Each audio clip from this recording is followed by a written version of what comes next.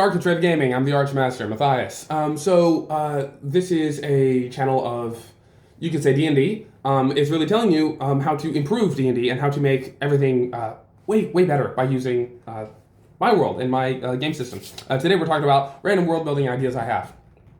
So welcome. Like and subscribe and all that stuff, don't forget. So this idea is about a world. This is something that you can take and put in your world.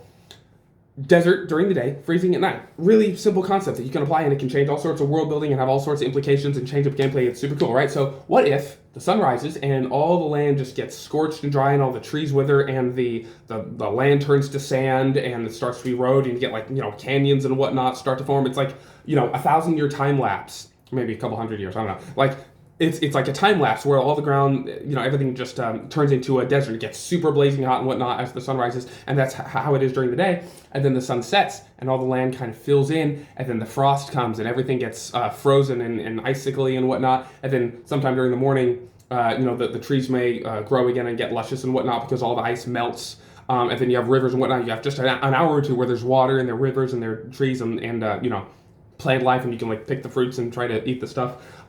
And then the sun rises and everything's a desert again, right? That's a daily cycle where it goes from desert to freezing, frozen tundra, like ice mountains, icicle snow, whatever you want to do it based on the water content of the world and the weather. But that's just a cool idea. It's a cool setting. It's not just a boring, generic European fantasy world. It's like, oh, cool, this is something interesting, right? And you can take that concept, I'm kind of going off script here, but you can take that concept and apply it to a lot of things. You can take desert and frozen tundra and you can be like, yeah, okay, well, what about mountain and forest? So during the day, it's, a forest, and then at night, the sun sets and night comes, and then all the trees kind of collapse and they lean up against each other, and then they start to calcify and turn into mountains, and then the mountains just grow, and they're like valleys and chasms that break in the ground and whatnot. Then you have all these mountains, maybe they float up and whatnot, and then as the sun is like an hour from rising, all the mountains kind of start breaking apart and dropping leaves and spores and seeds and whatnot, and then they all land in the ground, and then as the sun is rising, they grow up trees again, and that's a daily cycle that happens every day. So you have to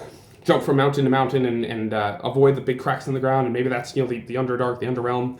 You can take any two biomes and just say, what if the whole, you can say the whole world, or you can say this region, but what if this region, transferred, changed? What's the word I'm looking for? Transitioned. The whole world transitioned between these two biomes just on a daily cycle, right? You can apply it to a ton of stuff. It's really cool.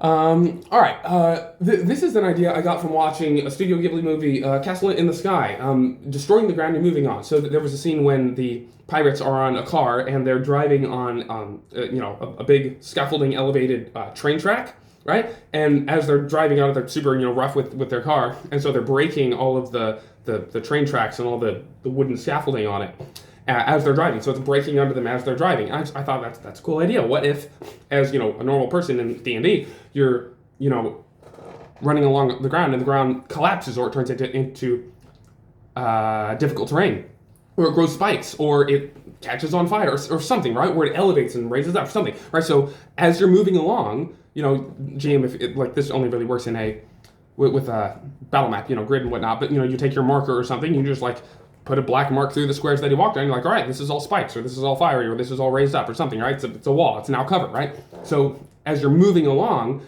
you can't just retrace the same ground because you walk into your own spikes, or it's now a mountain or something, or maybe you surround an enemy and the enemies are cutting each other off, and it's it makes movement interesting if you're changing the ground that you're walking on, and if you're destroying it and you can't walk on it anymore because it's just gone, that's interesting too. You're losing ground as you move, right?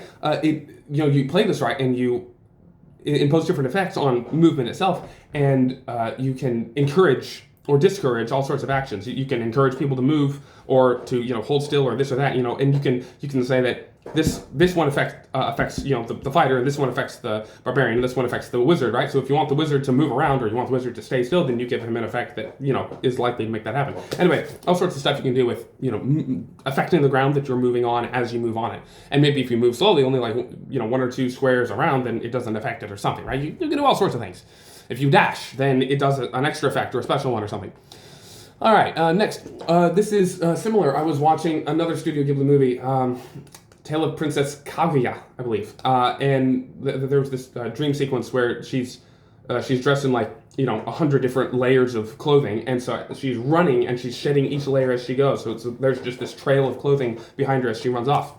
And I thought that's a cool idea. Not exactly sure how to implement it, but the idea of as you move, you lose something or you leave a trail of something, right? It can be leaving a trail of light or a trail of fire or a trail of death or healing or something, or it can be that you're losing armor or losing AC, like every step you take or every full movement you make. Like if you go your whole 30 feet or 20 feet or something, then you lose AC or you lose HP or you lose the spell slots. Like you can give them you can impose certain things in the combat to make them actually have to think about what they're doing instead of just like, oh yeah, walk up and hit the enemy. It's like, well, if I run at him, then I don't know. It's like you can actually give them interesting choices and decisions to make instead of making combat boring all the time. People talk about adding all sorts of things to combat, and they're right. You've got to make interesting circumstances. You've got to impose interesting circumstances that make them have to make a choice and make everyone at the table engaged and interested. Like, okay, so what should you do? Like, if you move, there's this. Oh, like you don't want to make it impossible and punishing for no good reason, but give them choices to make. And here's just another tool in your toolbox to brainstorm something with.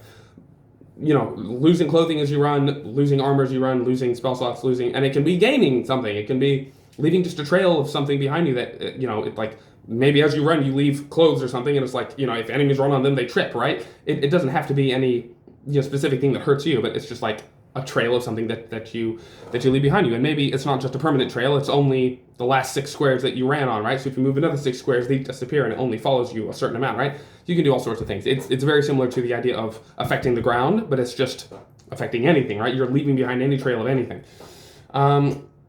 Let's see. Okay, these next 2 ideas are about planets. So this one is flesh or limbs growing like vegetables. So what if you actually just it could be a location or a whole setting or a whole planet or something, but you take limbs or flesh or just any kind of meat and you plant it in the ground and it grows like a vegetable. Like what's wrong with that? That sounds cool. Why is it only green things and only plants that grow in the ground? Why can't you grow limbs? Why can't you grow flesh? Flesh is a cool thing to grow. You're growing, you can like plant a tree and then it like grows flesh as fruit, like fruit on the tree, or like grows on the walls like vines, or it grows like moss, or bushes and vegetables and plants and trees, all sorts of things, right? You can have the flesh and limbs of various creatures and whatnot, various races and whatnot. The limbs can be all like zombified and dead, or they can be like aberrations and tentacles, or they can be elemental, or they can just be regular flesh. There's just so many world building implications, so many things you could do with this idea, right? Just tons of stuff. You can take that a step further and just say, well, what if you had a whole planet that was essentially just meat, like a meat and bone planet. Like the trees themselves and whatnot can be like bones, and they can like grow little flesh fruits, and maybe they have skin on them, and the skin's like bark, so you can peel off the skin and get to the bone underneath, and maybe it's like the marrow and the sap, it's blood, and like it's super morbid and whatnot, but maybe this is like the infernal plane. Maybe that's what this looks like. It's all flesh, and flesh grows in the ground. This is a cool idea that may not work for the material plane so well, but it's a cool idea, and you can put it in a plane that's supposed to be morbid and scary and whatnot, and the players get there and they're like, oh, I don't want to be here anymore. It's like, yeah, exactly. Like, make them feel something. Make it actually interesting and not just same old boring vanilla, just essentially Earth, just slightly different, But yeah, a stuff where a plane or planet or setting or location where you can put any kind of organic matter in the ground and it grows. I'm reading my notes. Flesh children, lovely. You could like take a dog and like plant them in the ground, and then they just kind of keep growing, or like they grow other sprouts. You can put any sort of living creature and just like plant them in the ground. Like, no, please don't. It's like, yes, and you root them to the ground, and then they start growing. Like, there's so much terrible stuff you can do with this. And maybe only certain types of flesh can grow in certain places. Like only a cactus grows in desert, and pine trees only grow in mountains and whatnot. You can say only halflings will grow in the desert and only orcs will grow in the mountains, stuff like that. Anyway, like and subscribe after all that craziness. Patreon in description if you want to support this. I'm actively looking for team members to help me actually build out a world with all these crazy ideas I have. Feed the algorithm, please. Like and subscribe, all that stuff. Have a good day. God bless.